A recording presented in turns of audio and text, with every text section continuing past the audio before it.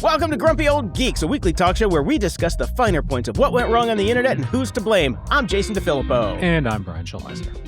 Brian, you missed the bus on this one. I'm sad to say. So, a 37-year-old tax economist dumped his entire $342,000 life savings into Kalshi prediction markets, betting that federal spending would keep rising despite Elon Musk's Department of Government Efficiency promising to slash waste and balance the budget. Well, we've talked about you betting on Elon's downfalls for a while, and this guy beat you to the punch because he won. He cashed out at roughly $470,000, pocketing $128,000, which is about a 37% return on the downfall of Elon Musk. Or at least Doge. That's a hell of a bet to put your entire life savings out there, but a pretty strong one, as we've talked about a lot on this show. Everything that Elon says is bullshit. Everything he touches turns to a poop emoji. It kind of does. So, good for this guy. Here's a win. It's very funny. It makes the news because everybody's down on Elon right now, as they should be. But I just where are all the stories about people that have lost their life savings? Because we're going to start hearing a lot of those. Oh, yes. They're out there. This is not good. And once we actually have a sane government, this shit's going to get regulated until it's gone. Gone, daddy, gone. Yep. We've got more stories about that coming up. All right. Well, I've got some more stories about Elon right now, some more follow-up. Tesla is still on the hook for the $243 million verdict after a U.S. judge rejected the EV maker's bid to overturn the jury verdict from last year. On Friday, U.S. District Judge Beth Bloom upheld the jury's decision to hold Tesla partially responsible for a deadly crash that happened way back in 2019 and involved the self-driving autopilot feature. You know, the one that California said you can't use that name anymore because it doesn't autopilot, it auto-kills. It's more Decepticon than Autobot. Yeah. I never even watched the damn show or the cartoon, but I just know the sound. Anyways, this is Elon's playbook, right? So he gets sued, he loses, he countersues, and eventually the countersuit gets tossed out of court. That's what he does. He just tries to keep things in court all the time. Anytime he loses something, he has to countersue against it. And he's doing it again because, as we just talked about, in California, the California's DMV basically said you cannot use the term autopilot and full self-driving to sell cars. They won a case on that. Tesla was forced to clean up its marketing language or risk a suspension of its sales license. But of course, Elon did what Elon does, and he's suing them back right now. So if you want to bet on something on Kalshi, if Musk has been sued, bet on a countersuit. Bet on the countersuit. Yep. Well, he's just taking a page out of his Cheeto Friends playbook, I know. Just keep him in court. So they filed a complaint on February 13th, alleging that the DMV wrongfully and baselessly called Tesla a false advertiser, even though they are basefully and quite correctly false advertising the autopilot. Yeah. And he also said it was unconstitutional. What? Because why the fuck not? If you're making shit up anyways, you gotta fucking go for the fences, man. Let's go. I'd say shoot for the moon, but let's shoot for Mars. Let's shoot for Mars. No, we moon now. Oh, that's right. We dialed back Mars. We're going to the moon. We're going to the moon. To the moon.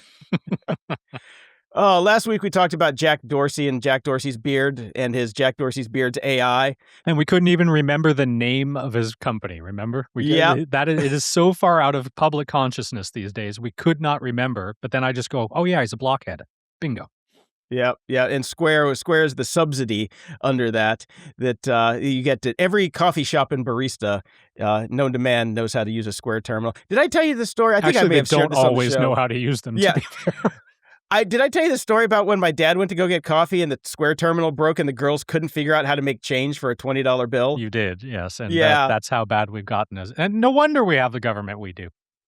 And that was pre-AI. Right. Just roll that one up and smoke it. Well, Jack has finally pulled the Band-Aid off the beard, and he is going to cut 4,000 jobs at Block, slashing the company from over 10,000 employees to under 6,000. Under 6,000, Brian. I don't know what they're going to do with just under $6,000. Well, they're going to spend all that money because the stock popped 24%. Which is a sad indictment on the state of the stock market right now, because this is You're rewarding just fucking firing people. It's Hey, the amazing. Dow's $50,000, Brian. It's over $50,000. Screw your liberties. Yeah. So Dorsey framed Thursday's cuts as proactive, even empathetic, because he said it's so demoralizing for them to, just eke out the firings and see all the corpses of their fallen comrades on the floor. Like, let's just clear the decks. Let's just clear everybody out. Now, here's the thing. This is the first time that that people are backing up their firing claims and saying it's because of AI. So Block CFO Amrita Ahuja said the cuts will position the company to move faster with smaller, highly talented teams using AI to automate more work. So far be it from me to call Jack and his beard a fucking liar, but bullshit.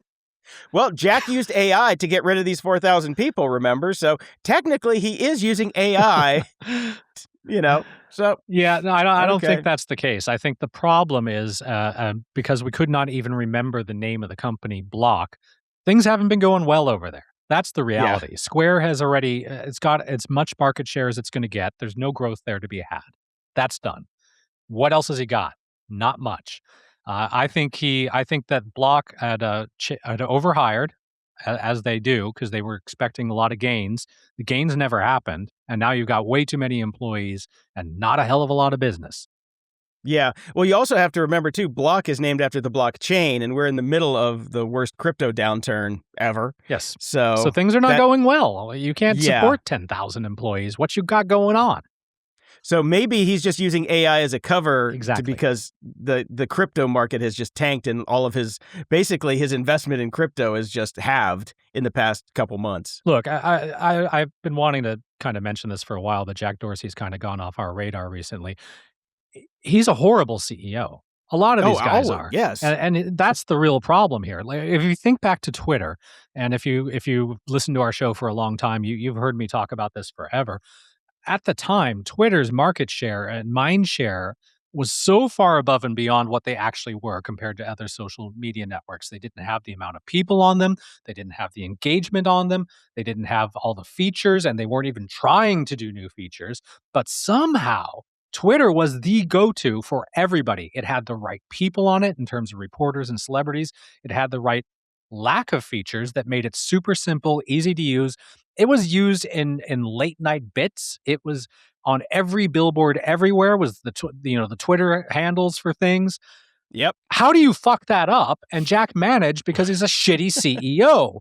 Any real CEO, anybody that had been trained, had gone to business schools, had put in the work, had known what to do, would have been able to do something with Twitter other than sell it to another shitty CEO.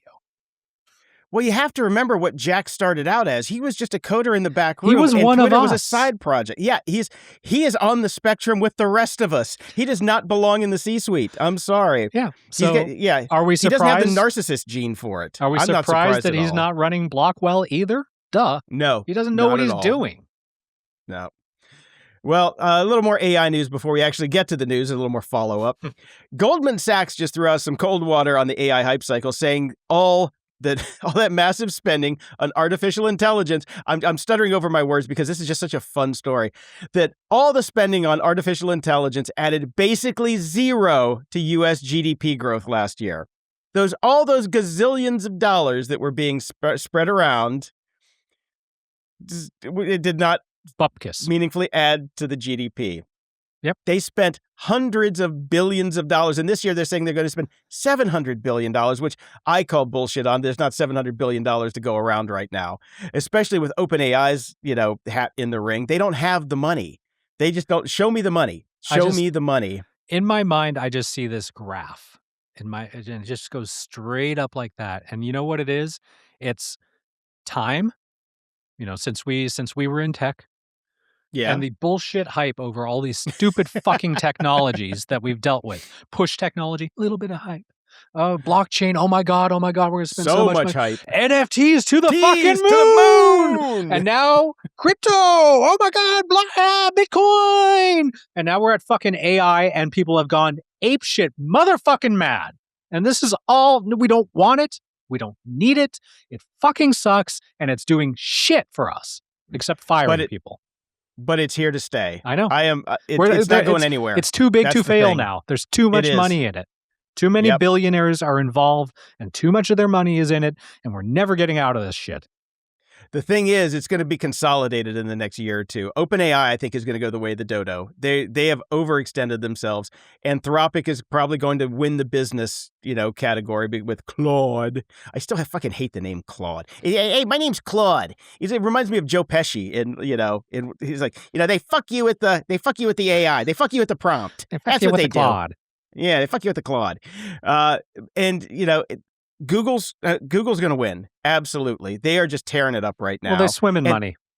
They do. That's the thing. They've got the money to actually back it up, and they've also got the technical chops. And Meta is going to step on their own dick time and time and time again. That $200 million hire that they just left because it sucked at Meta and went to OpenAI. So he's just bouncing paycheck to paycheck to get all the monies he can, and he'll probably end up at Google.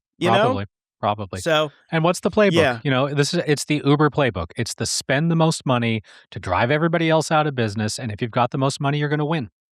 Yeah, and that's what Zuckerberg's planning on, but it didn't really work with the metaverse. And let's see how it's going to work. This guy has never had an original idea in his fucking life. So why do you think now he's going to just magically spend his way out of it? He's not. But he's spreading the money around, so take it while you can get it, I guess. But anyway, let's get back to this. I just want to clear this up here.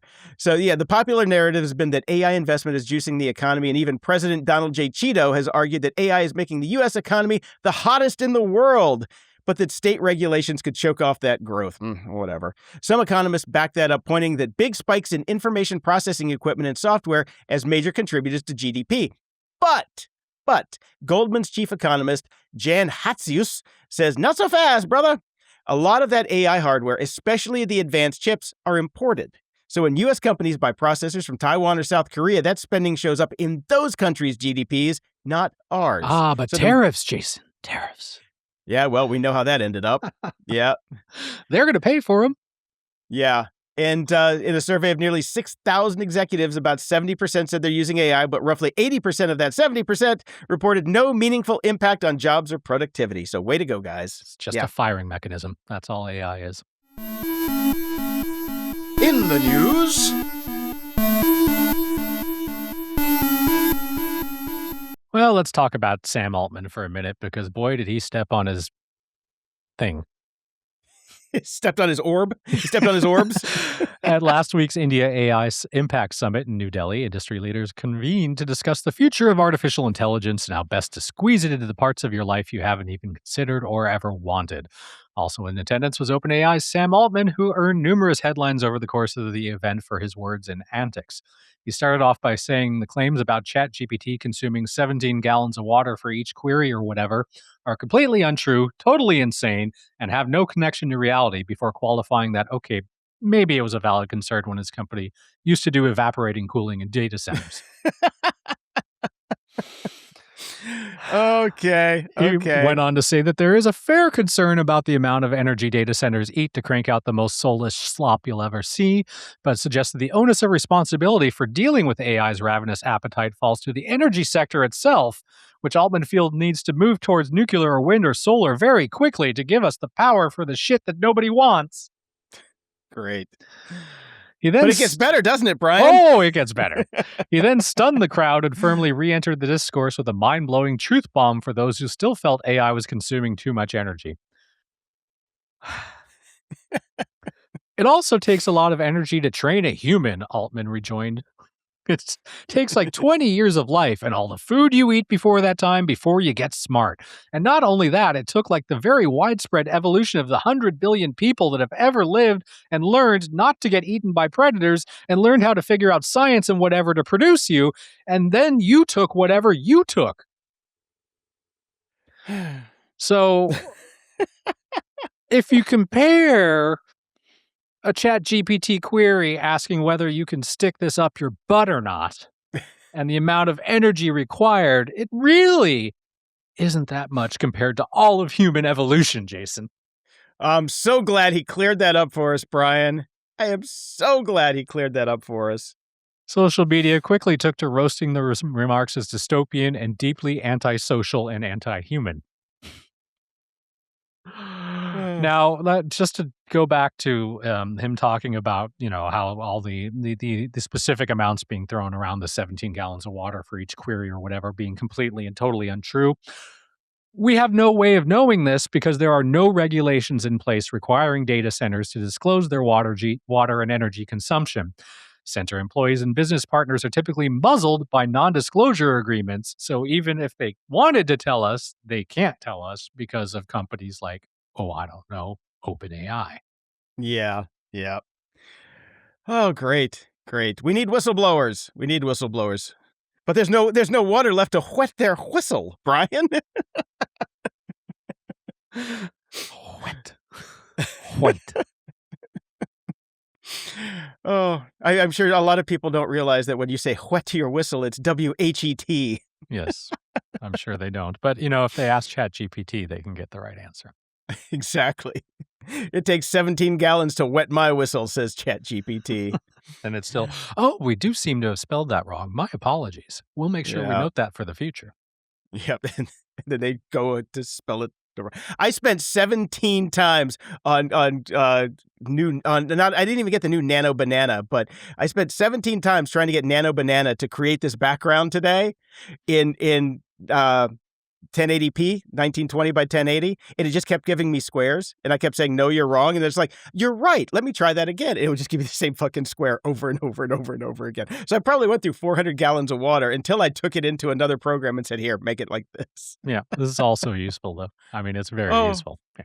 It is. Yeah. It is. I'm glad we're banking the entire world economy on it. It's fantastic. I'm gonna bet my life savings on Kalshi on the AI is gonna fucking fail. Oh, I wouldn't take that bet. I would not take that bet. Anthropic has been in the news this week because of the dust-up with Dario Amodei and Pete Hegseth. Two people I would definitely not like to be stuck in an elevator with.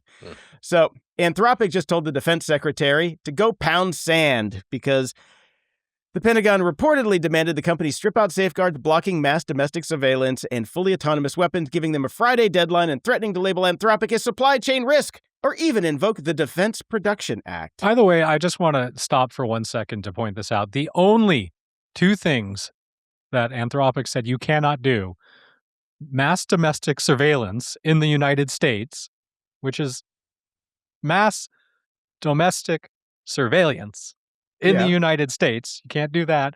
And fully autonomous weaponry. That's it. That's all we're saying you can't. Anything else is fair game. Everything else is fair game. Whatever else you want to do, fine. But we have our limits, and those two, which are pretty fucking extreme, we're saying no to. And that's a no-go for Kegsmith. Yep.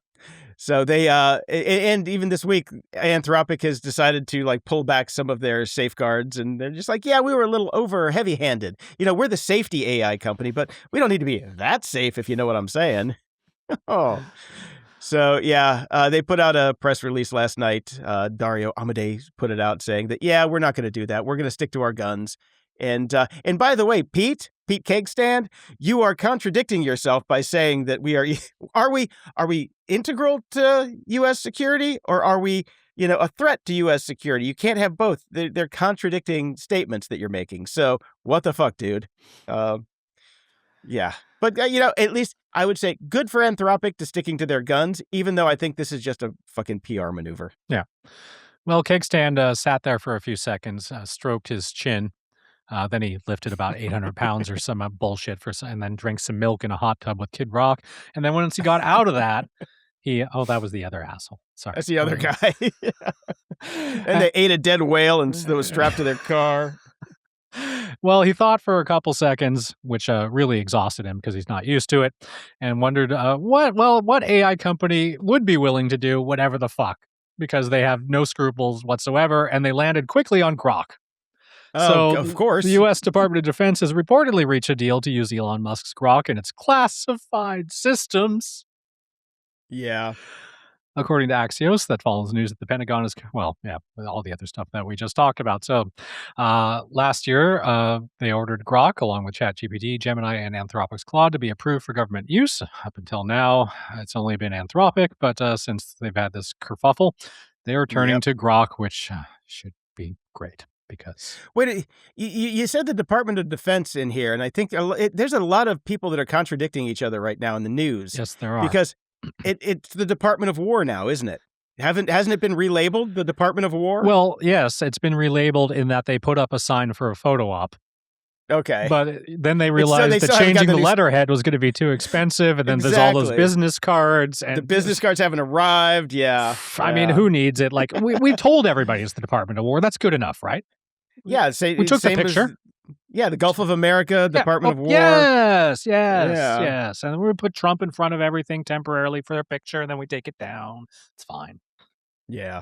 Well, let's move on to some more shitty news. At least 30 cities have dumped Flock Safety, the AI surveillance company that wants to end crime by carpeting America with license plate readers since the start of 2025. Activists organized through the open source site DFlock have been pressuring local governments to pull the plug, and it's working in places like Flagstaff, Eugene, and Santa Cruz. Flock's network is part of a larger Winona. Sorry, I just went Route 66 in my mind because of the Flagstaff. I was just thinking Chris Lockhead up in Santa Cruz driving his Mustang, go, get these fucking cameras out of my goddamn city. I don't know. Doesn't he want them? I think he went that direction. So. I don't know. Flock's network is part of a larger web of more than 77,000 AI-powered plate readers logging where you drive and when. Supporters call it public safety, but critics call it a rolling location tracker that's already led to wrongful arrests, racial profiling, and cops treating glitchy AI hits as probable cause. Don't forget tracking people who are leaving Texas to go get abortions in other states and other states that are doing that stuff. So, yeah, people are starting to dump those, but it gets better. Across the country, Flock's AI-powered license plate readers and surveillance cameras are getting wrecked. Once locations leak, they're reportedly torn down, smashed, or cut off poles, sometimes with calling cards left behind. Probably not the smartest thing to do when you're actually destroying somebody's property. Just saying. Unless it's the Army of the 12 Monkeys. Then you can leave your calling card. Cops in places like Louisville are now keeping camera locations secret because as soon as they go public, the hardware disappears. You'd think that these are network-attached cameras. They would have a way to figure out who took them down, but maybe they can only read license plates and not faces. I don't know. From Oregon to Virginia to California, it's open season on the solar-powered snitch boxes. Flock, backed by $275 million from, wait for it, our favorite people on the world, Andreessen Horowitz. Yeah, no shit. Pitches its networked cameras, gunshot detectors, and even drone as first responder tech as crime-killing infrastructure. Those gunshot detectors have been just lambasted here in LA. They put them all over the place, and none of them work. None of them work. CEO Garrett Langley has suggested widespread deployment could basically eliminate crime in America. Not white-collar crime, you fucker. We reported last week that the Ring partnership actually imploded after the public backlash, so that has been taken down as well. All right. Well, let's double back around to AI and how it's going to save us all, and we're all investing so much money in it. And we're trusting the highest levels of government to put AI into everything now, and they're going to do all that. And of course, let's look at one of the better ones, Google. Google sent out an AI-generated news alert that included the N-word, according to reporting by Deadline. Yes, it was a push notification that featured a link to the story by The Hollywood Reporter regarding an incident at the recent BAFTA Film Awards that involved somebody with Tourette's that was in the back and said some things he wasn't supposed to say, and bafflingly, it was not removed from the broadcast, even though they had a 12-minute delay on it, so somebody could explain that as well. Must have been an AI editor. I don't know. But so then Google's AI just took that headline and sent out a push alert with the N-word. I got it from here, guys. Yep. Let me take it. I got it. Google has since apologized and said that it has removed the offensive notification. A bit late. It's everywhere. Yep. And is working to prevent this from happening again. Here's a thought, a human editor. Or just a word filter list. A word filter list. That was built. We built those into our chat bots. We built those into our message boards. It's not that hard. I wrote that shit in Perl in 1994. I think you can figure it out. Obviously not. Maybe they need to use Claude code to work up the code for their... They've got to network 750 Mac Minis to be able to do a fucking... a fucking ban list for words. Oh, God. Oh. Well, let's get back to some Some more fun news. Prediction market Kalshi just booted a California political candidate and a YouTuber over insider trading, giving us a peek at how this whole betting on the future thing is actually policed. In one case, a former gubernatorial candidate alleged, I like saying gubernatorial. Sounds like you're on the Muppet Show. Gubernatorial. Gubernatorial. Candidate allegedly placed trades on his own race. Kalshi froze the account, slapped on a 5-year ban, and fined him 10 times the trade amount, and reported it to the Commodity Futures Trading Commission, the government agency that oversees prediction markets. They oversee it. They don't do anything about it, I'm sure. Yeah. So in another case, though, an editor named Artem Kaptur for Mr. Beast's YouTube channel was nagged after he placed about $4,000 in bets and was flagged for statistically suspicious winning streaks. He was fined over $20,000, banned for 2 years, and reported to the CFTC. Now, do the fines really count, and are they legally enforceable, Brian? Fuck if I know. Who knows? I don't know. None of this shit seems legal to me, but here we are. Yeah. And it's funny, too. When I first put this article in here, they weren't naming the editor from YouTube. They kept the name under wraps, but I guess somebody figured it out and found out it was one of Mr. Beast's guys. And I'm thinking, $4,000 in bets? You work for Mr. Beast. That's like, I've seen how much money that guy gives away on the daily. I just watched the ending of Beast Games. In one episode, he gave away over $6 million. So come on. I'd ask for a raise and stop nickel and diming your way out of it.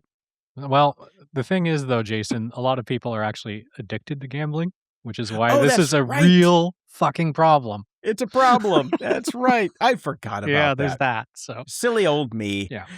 Well, speaking of unscrupulous insiders, let's just keep the party going. All right. A popular pro-Trump X account called Johnny MAGA, with nearly 300,000 followers, I don't know how many are humans, but who knows, appears to be run by a current White House staffer, according to reporting from Wired.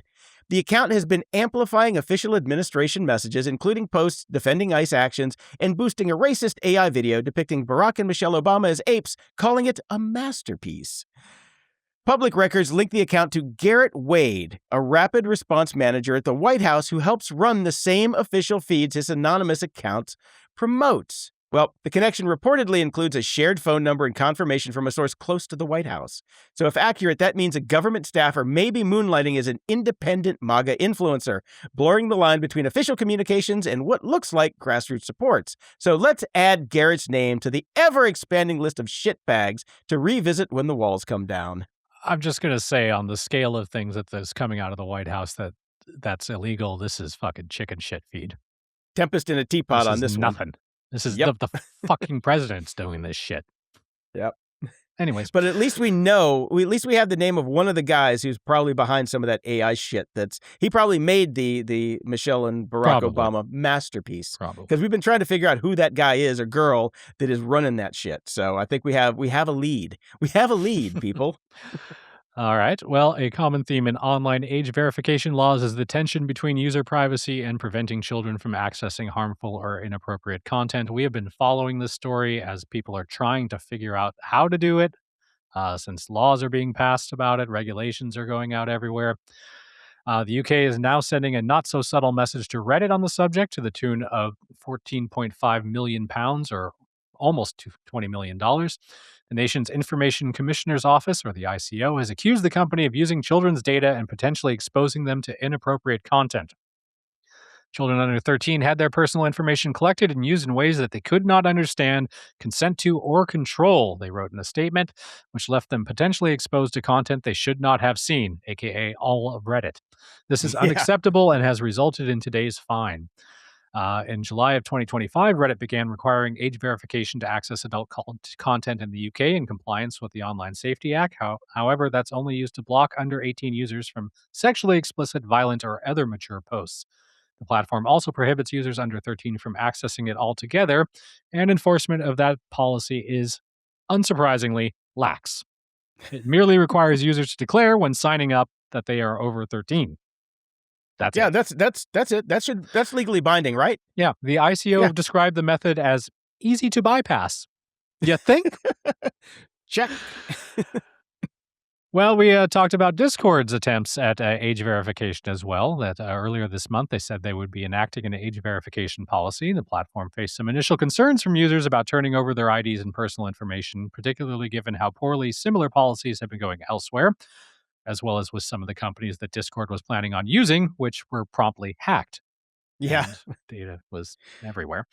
See the last 2 episodes of this show for more information on those. Yes. Today, or I guess about 2 days ago now, Discord announced that it will delay this oncoming thing and make some changes to its plans in response to the ongoing backlash.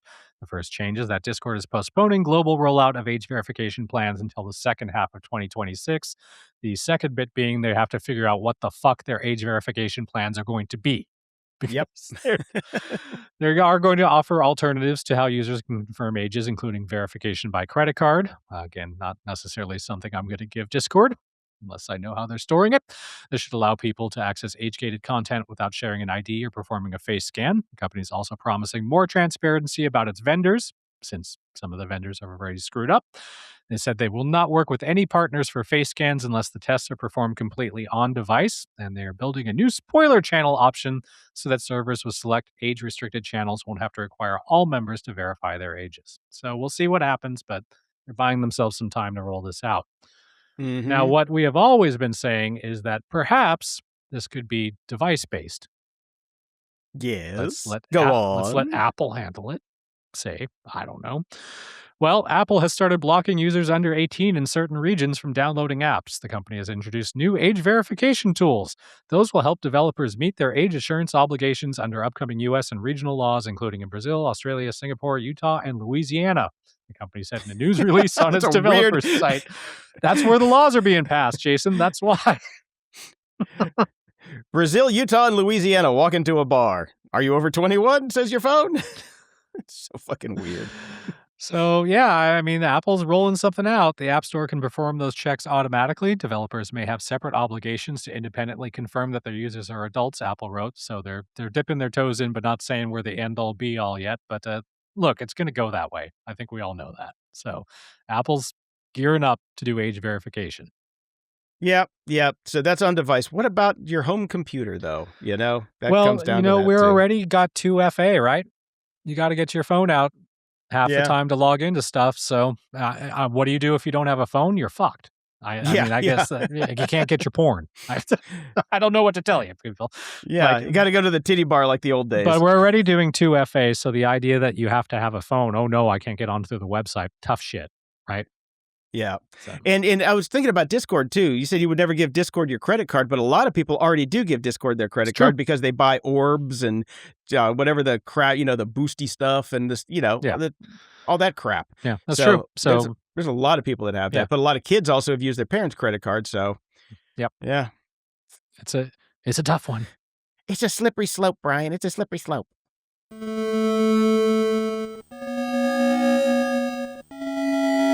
Media candy. Well, Brian, Netflix has officially bowed out of the bidding war for Warner Brothers, clearing the way for Paramount Skydance and setting off a fresh round of merger anxiety across Hollywood. Oh, man. I got a giant bit of copy here that I was originally going to read, and I'm just going to say that this sucks. Because I didn't want Netflix to buy Paramount.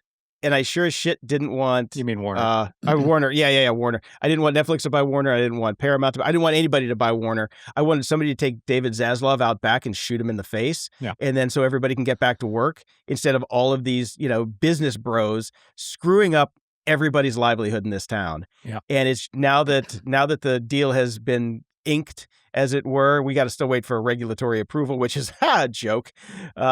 This is just, everybody is patting David Zaslav on the back. He's like, you got $30 or $31 per share when it was worth $7 before. And, yay, all the shareholders are happy. All of the business people are happy. The C-suite people are happy. You know who's not happy? Everybody that makes entertainment in this fucking town. That's who's not happy. Yeah, I mean, it's not good any way around. You don't want to see consolidations of industries. That's just what we're going to start seeing more and more of.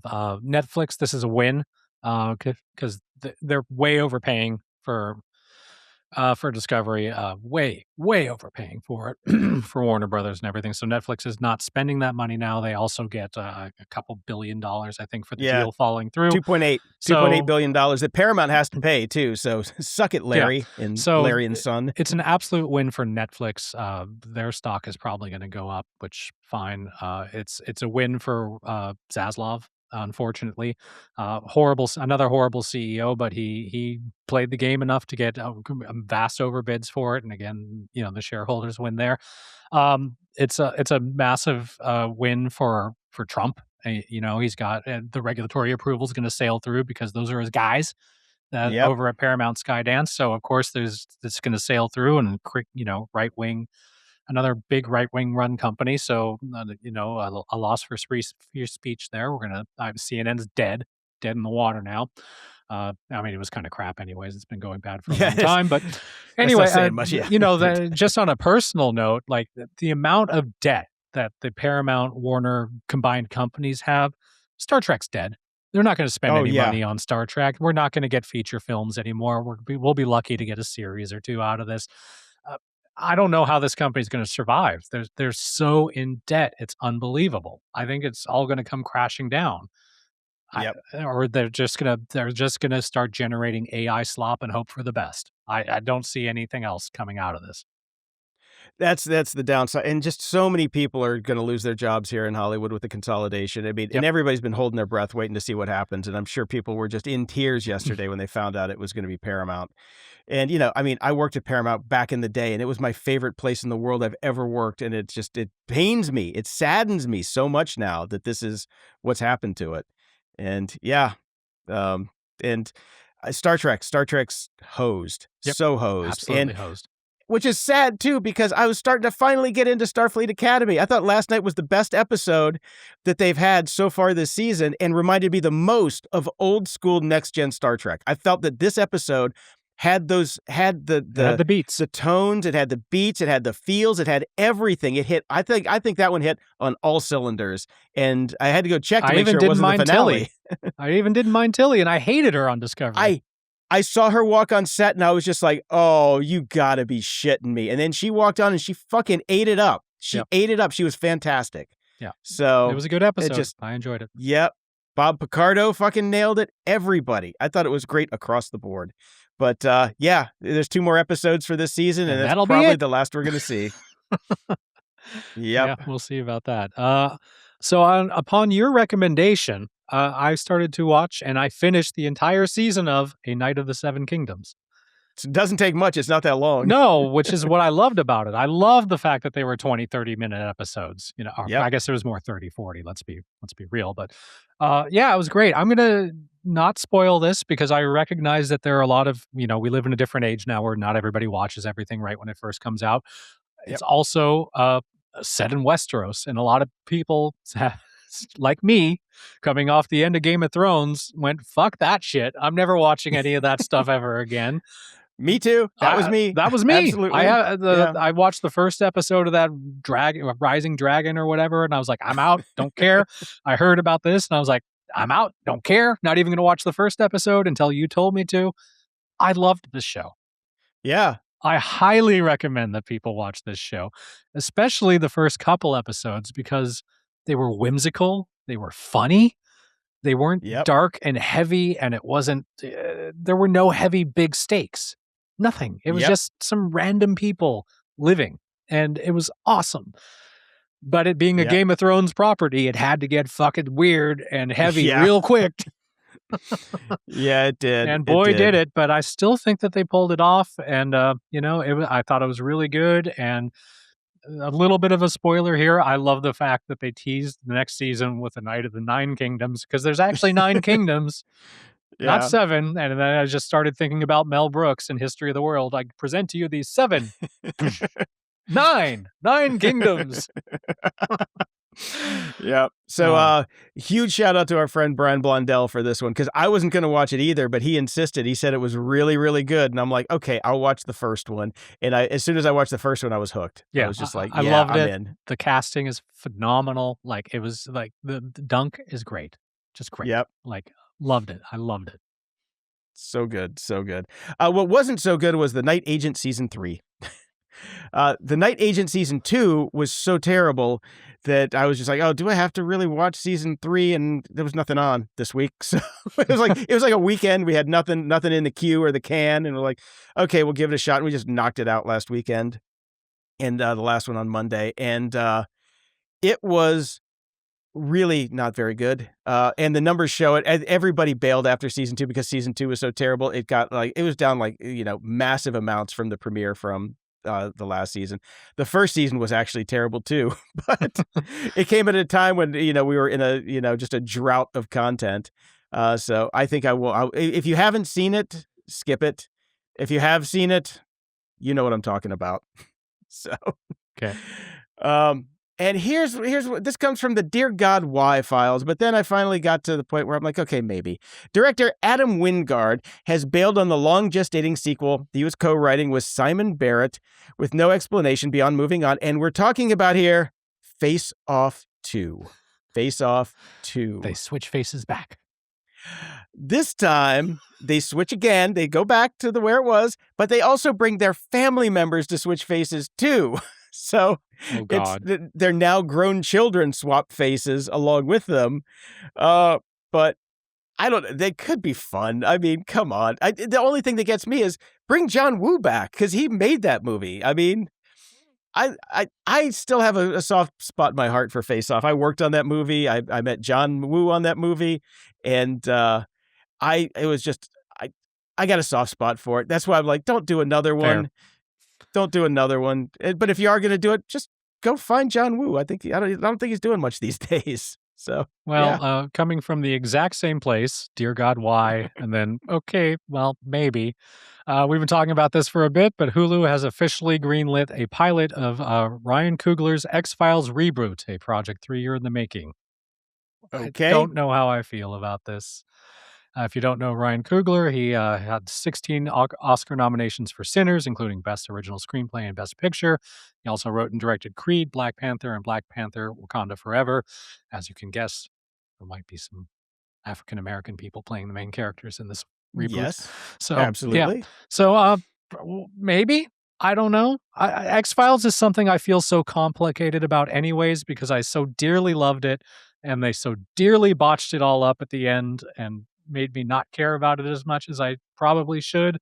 I probably remember it a lot more fondly than it was actually good.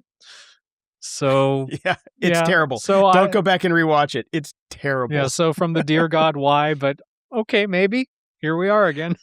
Have you seen Sinners yet? I have. It's phenomenal. Oh, it's so good. Yeah, it's really so good. fucking good. So yeah, and everything that's else. Kind of why Creed I'm like, is amazing. okay, maybe, Black Panther. maybe. Yeah. Yeah, I mean, he's awesome. So, if anybody, it's in good hands. It's in good hands. We'll see. The smoking man better be smoking blunts. That's all I got to say. It's Snoop. Oh, God. If they don't cast him. Oh, that would be fucking awesome. Oh, well, we finally got the final official trailer for Mortal Kombat 2, which comes out May 8th. I am so in for this movie. This will probably be the last thing that Warner Brothers ever does that's good. So and even that's debatable. Yeah, I'm definitely not going to see Mortal Kombat 3. But the first Mortal Kombat, the first in this series was amazing. They did it justice. They did the whole story justice. And, coming from a Mortal Kombat super fan, spending years of my life playing Mortal Kombat 1, 2, and 3. Not so much 1, but I started with 2. And I had a Mortal Kombat 2 and 3 in my house for years. So this also has a soft spot in my heart, Right. I'm looking forward to it. And Johnny Cage, I can't wait. There better be a goddamn good Scorpion Johnny Cage fight in there because that is the best pair up in the actual game itself. So we'll see. And in your neck of the woods, Brian, Google just acquired Producer AI and plans to plug it into its Lyra 3 music model under Google Labs, letting anyone type, make it a lo-fi beat and spit out fully formed tracks in minutes. You can prompt the lyrics, instruments, vibe, and basically outsource the entire creative process. And Google says it's about enhancing human artistry, the same way an AI filmmaker enhances cinema. Well, reports of the early demos come back that it's, fucking generic. Shocking. Yeah. I tried to listen to the Dropping Names and Other Things podcast. This is the Jonathan Frakes and Brent Spiner. We're not going to talk about just Star Trek. Okay, maybe we're going to talk about a lot of Star Trek. Okay, I guess if we don't talk about Star Trek, nobody's going to listen to this podcast. Exactly. Yeah. I've listened to the first episode with LeVar Burton. It was all right. They had a gimmick where they rang a bell every time they dropped a name, and as you can guess, that got tiresome within about 20 seconds. Yeah. And I don't know if I'm going to go back and listen anymore. It was fine. So when you put this in here, I went and clicked on it, and the latest episode is with Nathan Fillion and Alan Tudyk from the Once We Were Spacemen podcast, also Firefly and everything else under the sun. And so I started to listen to it, and I got to say the audio quality threw me off. It's not great. It's bad. It's bad. They are obviously just like literally sitting around a table with maybe what were those mics called? The fucking Blue Yetis. The Blue Yeti right in the center of the table. Yeah. Yeah, it's really, disconcerting how bad it is for that level of quality. Now, if you go to the Once We Were Spacemen podcast, which I think I pimped a couple weeks ago on the show with Nathan Fillion and Alan Tudyk, that show is top-notch quality. I mean, absolutely top-notch. They're both, voice actors, so they have home studios. It sounds amazing. The people who produce the show is Nathan Fillion's production company. So right there, you got something good behind it. And they actually did, in their last episode, they did a name drop thing too, which is actually pretty fun. They did a funnier take on it than ringing a bell. They have a little bit, and it was actually entertaining. I highly recommend Once We Were Spacemen, the podcast. That one I listen to all the time. But yeah, I don't think dropping names, I don't think that's got legs at all. Ups and doodads. Well, OpenAI is reportedly hard at work developing a series of AI-powered devices, including smart glasses, a smart speaker, and a smart lamp. All of them will use more power than the entirety of human evolution up until now. God, an asshole. According to reporting by The Information, the AI company has a team of over 200 employees dedicated to the project. Why do they need employees? Can't they just have the AI make the AI? Dude, they've got Johnny Ive. What are you talking about? Johnny Ive. The first project scheduled to be released is reported to be a smart speaker that would include a camera, allowing it to better absorb information about its users and surroundings. No. I wonder if anybody had thought of that before. Oh, I only have 20 in my house already, and I've had them for almost a decade. Wow, how groundbreaking, guys. Yeah. Never would have thunk of that one. According to a person familiar with the project, this would extend to identifying objects on a nearby table. Hey, is that a fucking pencil? How many gallons of water do we use for that? Jesus Christ. The camera will support facial recognition feature similar to what other people have already. Yeah. Okay, so we're not really breaking new ground here, is what you're saying? No, and they're going to do some powered smart glasses, like Meta has, and other people as well. Oh, but the lamp. Nobody has a smart lamp yet. Nobody thought of the lamp. We can put AI into a smart fucking lamp.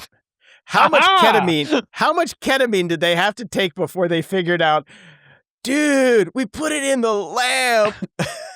Reportedly, it may be a lava lamp. I would buy that. That would be cool.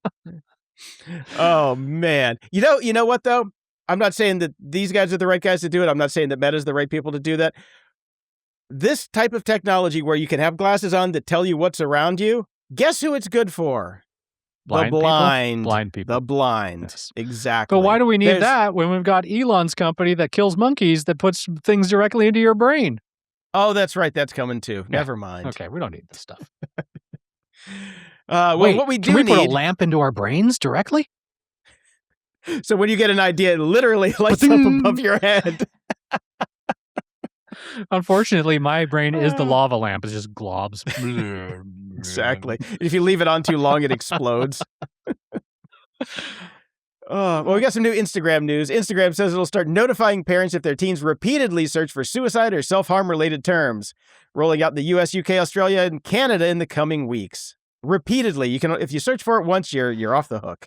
So up to 5 times I can contemplate suicide before it pings my dad. Yeah, great. It says the app already blocks that content and pushes helplines, but now it'll ping mom and dad too, assuming both accounts have supervision turned on. The move lands as Meta fights lawsuits over addicting kids and failing to protect them, while regulators in places like the UK and Australia tighten the screws with age checks and outright bans. Instagram says it worked with experts to avoid alert spam. Okay. Now, hold on a second. They just care about the Did the spam. experts mention to the people at Instagram that perhaps they don't use Instagram to search? Maybe they're going to Google or going into ChatGPT. ChatGPT nowadays to search. Just saying. Just saying. Okay. Remember the good old there it days is. when we had Dark Sky, the weather app that mostly worked even in Southern California when I was right along the beach? I miss it. I miss it. It did not work in San Francisco that much, but if you were inland, it did. If you were on the beach, you're fucked. Yeah. But yeah. So Apple acquired them in 2020 and basically killed them off by 2022 and integrated much of its tech into its native iOS weather app, although you wouldn't know it because it still works like crap. It and sucks. Never as good as Dark Sky ever did, but they are back.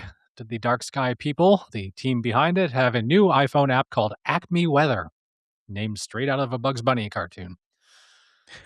What if they had to pay David Zaslav any money for that? It is not free. You get a 1-week free trial, so I downloaded it to give it a go, but it's $20 a year after that. Or no, $25 a year. Sorry. There's an iOS version now. An Android version is forthcoming.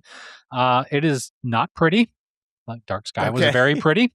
Yeah, that was what made Dark Sky Dark Sky. It was beautiful. Which is why Acme Weather is not that interesting to me, and I will not be paying $25. I have already canceled the subscription that starts automatically when you download it. I mean, it gives you the 7-day trial or whatever. 7-day trial. And I will be removing it from my phone, and it's just I didn't see much of a difference. What they're trying to do is they're trying to basically consolidate all the different weather forecasts from different sources and give you a prediction. It's a prediction market for weather. Except you can't bet on it. That's coming soon, probably. Probably. Yeah, I mean, it's an interesting idea. I pay $25 a year for Carrot Weather already, so I'm not going to spend another $25 for another weather app. Carrot does exactly what I need it to do. And it lets me pick which leather, that's the leather stations are in the Castro. Now the weather station, like local weather stations, I can pick which ones like near to my house that actually gives me up to the date, closer weather. It's really good. They just integrated the Weather Channel data this week too, and did some other new stuff. Highly recommend Carrot Weather. It works great for me. Cool. Yeah. And it's snarky and it's funny. And, it's like a one guy show too. So I always like to help single parent developers, I guess. Back to the smart glasses. A hobbyist just dropped an Android app that alerts you if someone nearby might be wearing smart glasses like Meta's Ray-Bans, which we've seen all over mainstream media this week. I just want to talk about it a little bit because the mainstream media gets a shit ton of it wrong. It scans for specific Bluetooth signatures tied to Meta, Luxottica, and Snap and throws up a notification if it detects what looks like a pair. With reports that Meta is exploring facial recognition features for its glasses, the developer calls this a small act of resistance against creeping surveillance.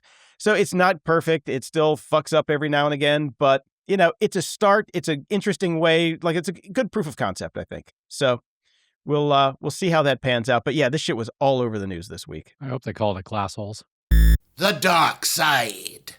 Ha! With Dave. Welcome to the Dark Side with Dave, with podcaster who never stops sleeping. That didn't come out right because I can't read today. Hi, Dave Bittner. How are you today? Oh, you just woke me up. I know. There you go. Sleeping through life. Yes, Sleepy Dave. Sleepy Dave. Yeah.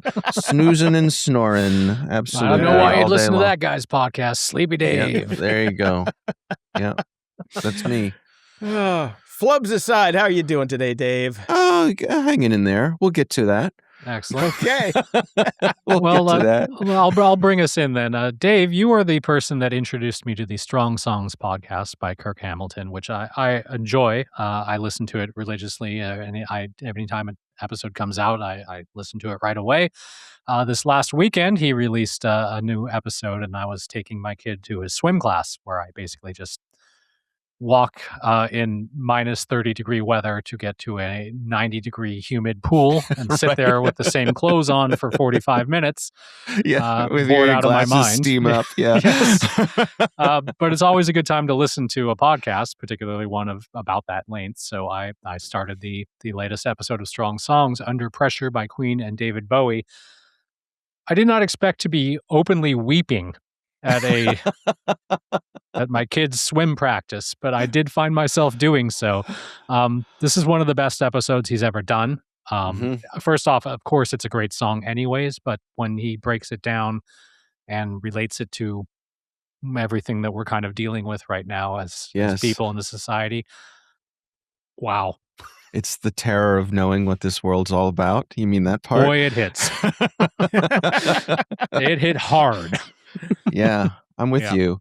And I listened to it the past couple of days on my way into work, and one of my colleagues here, the person who heads up our editing team, came into my office, and he was like, "Did you hear the new Strong songs on Under Pressure?" Yeah, it's really good. Yeah. It's really good. But to your point about Kirk Hamilton's call out about the relevance of this song to modern listeners, it really got me thinking about my emotional capacity. And it's kind of related to, remember last week I shared that dead grandma video? Yes. Which is Thank you for that. I had almost forgotten about it. Yes. That was, oh my God. I watched that after the show and I was just like, that's, I don't have kids, and I was just like, oh. Yeah. So it's a sentence I never thought I'd utter, after last week's show with the dead grandma video. But it got me thinking about how, in general, I don't like horror movies. I particularly don't like things with jump scares because, as I've shared many times, I have a hair trigger startle reflex, and it is just unpleasant for me. Because of that, I avoid certain types of movies. But what listening to Strong Songs made me realize is that how much I've been protecting myself because of the amount of things that require emotional energy that are being forced upon me and us, that we have no choice but to deal with. That I'm limiting my exposure to other things that maybe during different times I would try out. Right. My son would say, "Oh, I really think you should see this movie." And I'm like, "Is it scary?" He's like, "Yeah." I'm like, "No, I'm good. I'm out." Yeah. Yeah. I'm all full. I'm scared enough. Right. And I just read the news. So I don't have the capacity for like that pleasurable expenditures of that kind of emotional energy because I feel so drained just from the day-to-day, everyday things that we're being bombarded with.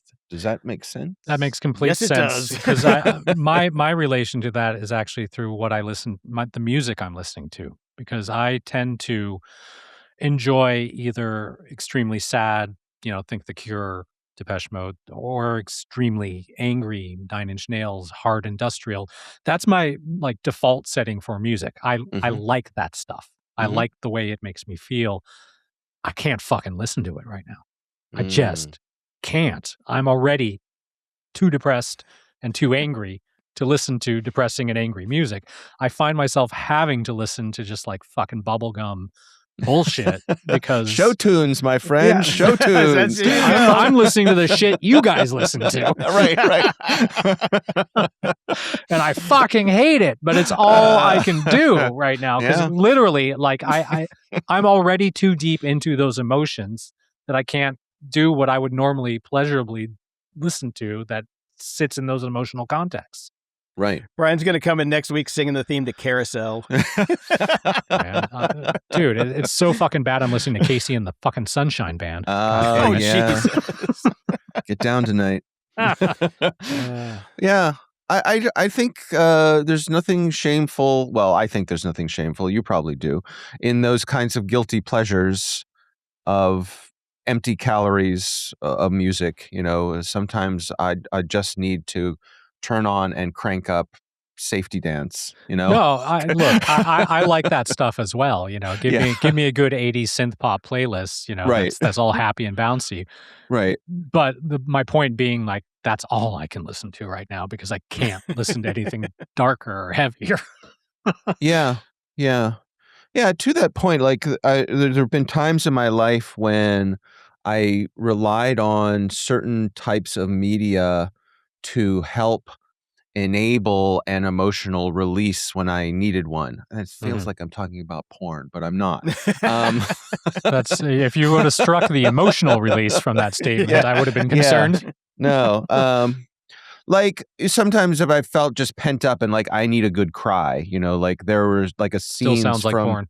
Yeah, I know. Scenes from Saving Private Ryan. Right. Like just like and it's not it's weeping. It's like you were saying, it's weeping. It's not crying because you're sad. It's weeping because there's no alternative emotional release. And sometimes that can be healthy to do. And as men, we tend not to do that. So anyway. I completely save it for being beside a pool in the middle of a swim lesson. Right. That's when men cry. That's what I hear. All the moms are sitting around looking at me like, who the fuck is this guy? Yeah. Who's that guy in the long black trench coat?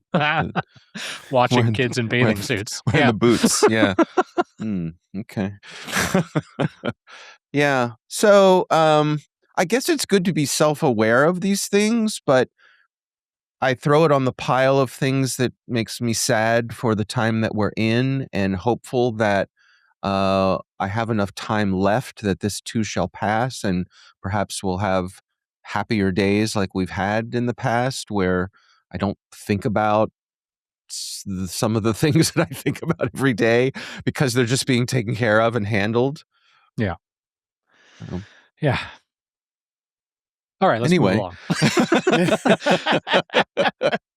On a completely different level, Matthew wrote in, this video explains the lore of Coruscant. It's pretty cool. And there's a YouTube link, which will be in the show notes. I watched about the first 25 seconds of this, and then even my super geeky brain tuned out. So, yeah. I skimmed through it, and it's cool. It is, if you want to take a deep dive into Star Wars planet nerdiness, here's your chance. It is well researched and pretty complete, so that's fun.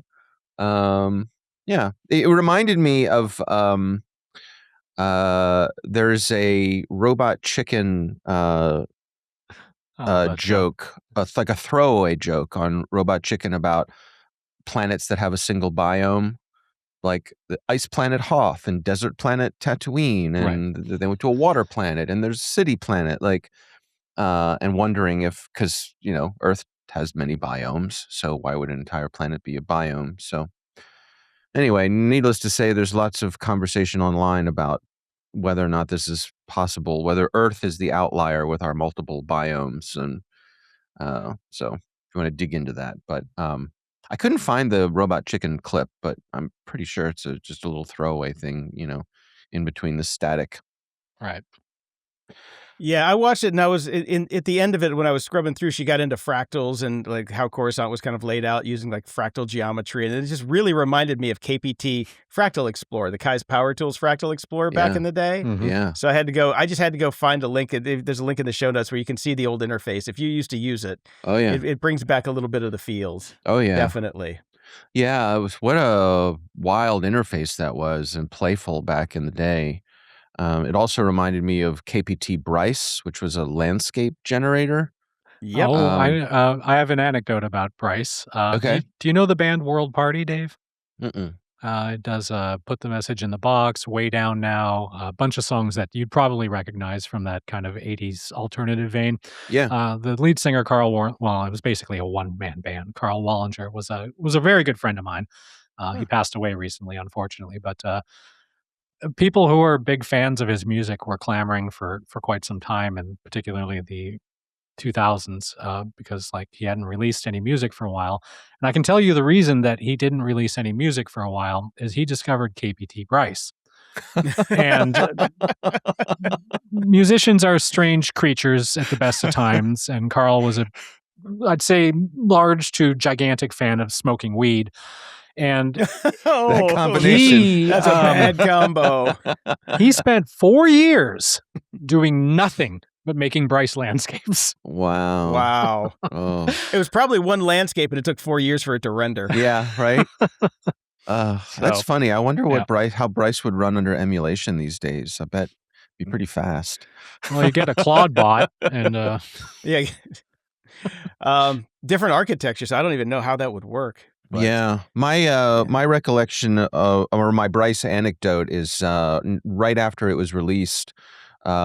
Me and one of my coworkers, who was a 3D rendering and animation guy, we were flying out to the NAB convention in Las Vegas from Maryland, and so when you do that, you fly over the part of the country that looks like Bryce Canyon. Yeah, Bryce. Yeah, exactly. And my friend and colleague had never seen that part of the country before, and I remember him looking out the airplane window and saying, "God, it looks just like Bryce." Kinda, yeah, it does. Amazing. I actually I'll put a link in the show notes to this photo. This is a picture that I generated in Bryce on I think it was either I think this had to be a Quadra 840 AV. It took about 36 hours to render. Wow. And it's just a little sci-fi experiment that I did with a kind of I think I was listening to War of the Worlds or something. This was just a weird interpretation of a War of the Worlds thing that was just it's garbage. It's throwaway. But I just the time it took to render, I am so invested in this image. And then I printed it out we had one of these printers at Kinko's that used basically melted wax to print. Yeah. It was. I remember those. This thing was printed on that, and then it was laminated. Dye sublimation? Is that what it was? Dye sub? I don't think it was dye sub. Okay. It was a really weird technology. Yeah. That rarely worked, was super expensive, and goddamn slow. I remember those. Yeah, waxy printers. Yeah. Yeah, we got rid of that thing for our first Fiery, which was great because it ran on an SGI. So that was my first SGI little Iris box. But so this is my last remaining piece of Bryce art. So I threw it in there. I'll post it on Discord. So go to the show channel on Discord because I can't do images in the show notes. But yeah, it was fun. Do you remember the Mac Game Marathon? Oh yeah, of course. Of course. He asks rhetorically. All right, let me post a link in here. So one of the things with Marathon is you could alter the shapes and the textures in the game, and then you could send and share that. Back in the day, I created a whole set of shapes called KPT shapes. Oh, no way. And evidently you can still download them. Looks there like it is. looks like I created them on March 18th, 1995. Wow. And so the internet never forgets. When you were making these, I was at Paramount working on Star Trek First Contact with our friend Dave Riegler, and we had the entire department after hours playing Marathon. We had the entirety of our the print division at Paramount wired up playing Marathon. Yes, it was great. Somewhere in this set of shapes, and it's been lost to the tunnels of my mind. There is a corridor that you go down in Marathon that is now lined with pictures of my dog. It was an Easter egg I put in there, and I don't remember where or how. I just remember that I did it. So there it is. If anybody wants to patch Marathon with shapes inspired by Kai's power tools. Oh man, one of the first things I think I probably shared on the internet from way back when. God, 1995. So yeah. 30 years ago. 30 years ago. Crazy. So we're all Apple Watch users, right? Yes. We've all got our Apple Watches. Mm-hmm. Mm-hmm. Mm-hmm. I thought the upgrade to Apple Watch OS 26 was so really subpar. And I'm just like, I don't see what the big deal is. And I'm like trying to get the thing, like the flip to mute thing to work. And I'm not finding any of this stuff. And then I finally realized that I'd been stuck on the WatchOS beta 11 track because I'd manually set it to go on the beta downloads. And I never upgraded. And I'm sitting there beating my head against the wall. And so I finally got it installed. And it kind of looks exactly the same, except for the part where you type your number in. So I haven't found anything that exciting except the Notes app. The Notes app is in 26, but you got to check I just went for months now. Wonder why is everybody so, this just doesn't work right. I don't know. I tend to just sort of let my watch do its own thing. I don't pay a whole lot of attention to it, and which is fine. It seems to be happy with that. And gives me what I need. I did notice today, my car is in the shop today getting an oil change, and the shop called and left a message, and my watch buzzed, and the message was on my watch. It wanted to tell the recording of the message that they left was on my watch, and I don't think I'd seen that before, so that was cool. Yeah. Yeah. Now I'm excited to kind of dig into it now. And it still drives me crazy. I don't know if many people do this, but we've talked about the power user, put the crown on the inside thing. Yep. I did that. I think, thanks I think to we you. all do it. Yeah. I think we all do that now. And I see people out on the street, like not having it flipped around it, like, straight out of the box. I'm like, noob, fucking noob. Yeah, the only trouble with that is if you're wearing heavy clothing, like in the wintertime, sometimes your sleeves can bump up against those buttons. Yeah, it's better than my wrist hitting the crown all the time. That's That was true. what would happen to me. It would just hit it all the time. Get a little dimple in your wrist there from where you're bumping up against it. Pretty much. And just some old school news. Mr. Clean has been retired at 68. So that made me sad, because as we are getting older, talking about video games we've made 35 years ago and shit like that. Yeah. Or 30 years ago. I was kind of sad. He's in the retirement home along with the Maytag repairman. And Aunt Jemima and Uncle Ben. Yeah. Well, one can assume Mr. Clean, given his look, has probably moved to Palm Springs. That's true. That's true. So, yeah. If you know, you know. Well, I was going to say, maybe he and the Maytag repairman are longtime companions. Maybe. Who knows? That reminded me of my childhood disappointment with scrubbing bubbles. I Remember didn't scrubbing have bubbles? strong feelings about them. Do tell. I love scrubbing bubbles. Yeah, so I found this old commercial from the 70s of scrubbing bubbles. And I remember watching TV, or probably The Price is Right or something, and seeing the commercials for scrubbing bubbles, going to the grocery store with my mom and just begging her to buy a can of scrubbing bubbles because I wanted to see the little bubble guys scrubbing the tub. And we got home and I sprayed the tub and it was just foam. And I was like, what the hell? I've been lied to. Yes. I've been lied to. False advertising. I really thought little guys with eyes and little scrubby things were going to come out of this spray can and clean the tub for me. And so I lost a little bit of innocence that day.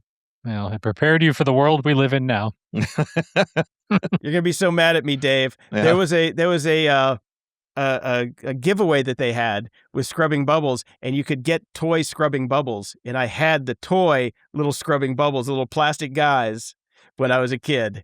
Oh, I had like 3 of them. It was great. Okay, Yep. eBay. Here we come.